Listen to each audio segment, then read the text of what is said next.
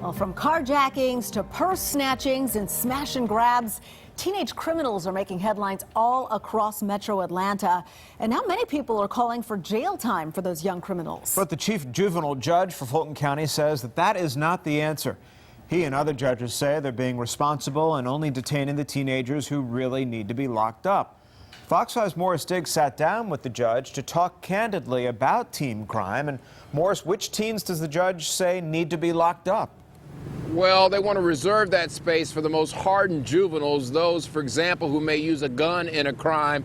Listen to this interview. It is sure to stir the pot. Especially, I want you to hear what he says in terms of how many folks, the young juveniles, walk out of the court. He says because, well, maybe the police officer didn't show up for the case or the prosecution isn't prepared to present the case. It is impossible from scanning recent surveillance video to know if individuals stealing from motorists at gas stations are adults or juveniles. But even when police can catch up with an underage offender, the immediate punishment so many citizens are crying out for right now may not be handed down from the bench at juvenile court. We can't punish them and lock them up in detention because they just got arrested for a property offense. The code specifically says we don't use pretrial detention for punishment purposes. We use it to make sure they're going to be available to court. Chief Fulton Judge Bradley Boyd knows there's heightened attention to crime, especially at gas stations. Which is a huge problem, I know, in my area, and I'm pretty sure across the city. And in fact, they got me at a gas station. Sorry about that. And I know better. People do think that the teenage crime is out of control. And there's a lot of misinformation being put out to support that. Actually, the information that was put out several weeks ago was that the juvenile crime rate in Fulton County was 15 times the national average, not 50% high, 15 times the national average. And it was based on data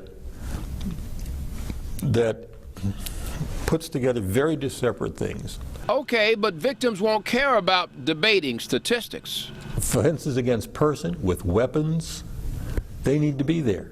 We don't need to lock up kids who maybe have committed a serious offense, but it's some cockeyed idea they got. They did something stupid. Really, if you think about your own kids, if he commits an offense, do you really want them locked up with a bunch of other kids who are offenders? Do we need to pull them out of school? And Judge Boyd candidly admitted the system is not working well for the even serious delinquency cases that require prosecution. He cited the last 12-month stats from 2015. 41% got dismissed because evidence isn't there, witnesses don't show up, documents haven't been filed, and we as judges have no option but to dismiss a case. So 41% of the kids that come in on delinquency cases come to the courtroom, turn around, and walk out. His message, the court cannot wait for things to work perfectly. He says the judges are taking a holistic approach aimed at rehabilitation. We have created an educational program for kids that have been suspended from school or pushed out of school or expelled, and kids come here, continue their education. Okay, now you heard that number correctly from the chief judge. 41%, he says, of a 12-month period in 2015, they had to let those kids walk out because the case wasn't ready to go.